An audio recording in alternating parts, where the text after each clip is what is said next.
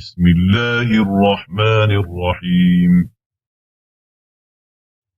كل الطعام كان حلا لبني إسرائيل إلا ما حرم إسرائيل على نفسه من قبل أن تنزل التوراة. قل فأتوا بالتوراة فاتلوها إن كنتم صادقين. فمن افترى على الله الكذب من بعد ذلك فأولئك هم الظالمون. قل صدق الله. فاتبعوا ملة إبراهيم حنيفا وما كان من المشركين. إن أول بيت وضع للناس للذي ببكة مباركا وهدى للعالمين.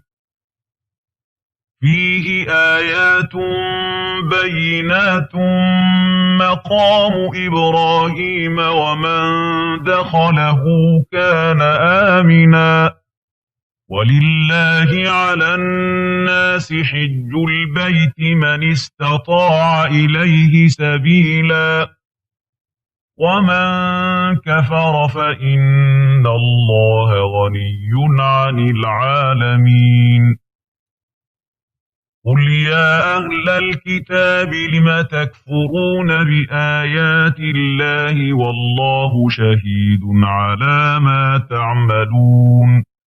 قل يا أهل الكتاب لم تصدون عن سبيل الله من آمن تبغونها عوجا وأنتم شهداء وما الله بغافل عما تعملون. يا أيها الذين آمنوا إن تطيعوا فريقا من الذين أوتوا الكتاب يردوكم بعد إيمانكم كافرين.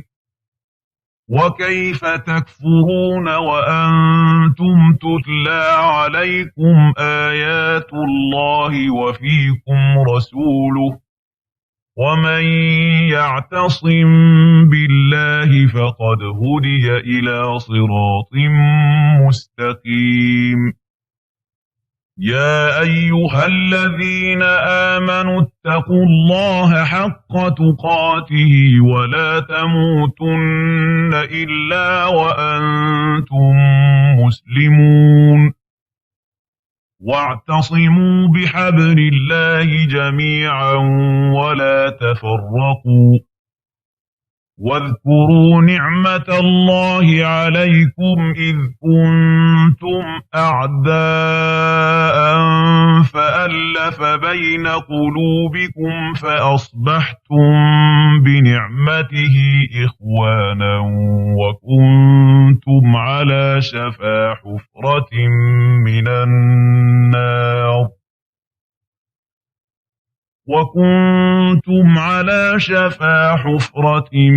من النار فأنقذكم منها. كذلك يبين الله لكم آياته لعلكم تهتدون. ولتكن منكم أمة يدعون إلى الخير ويأمرون بالمعروف وينهون عن المنكر وأولئك هم المفلحون.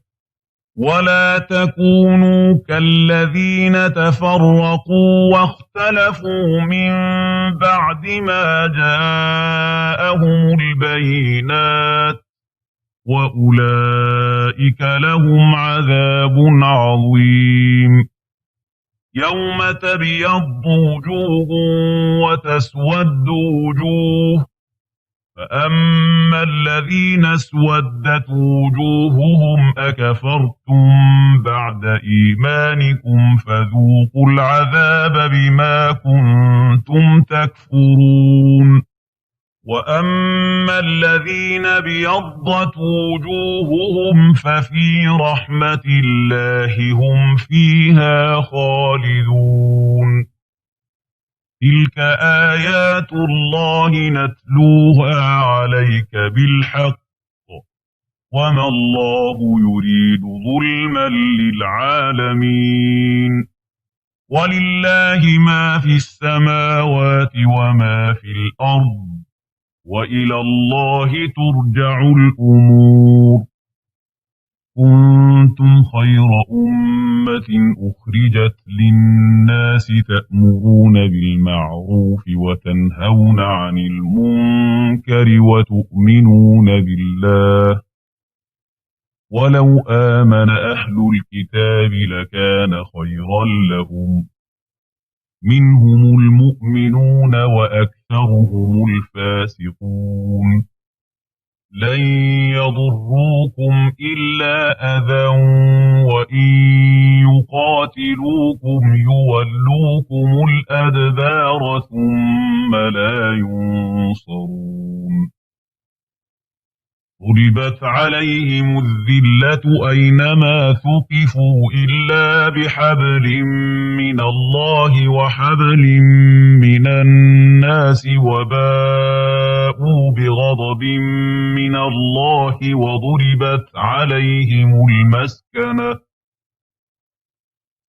ذلك بأنهم كانوا يكفرون بآيات الله ويقتلون الأنبياء بغير حق ذلك بما عصوا وكانوا يعتدون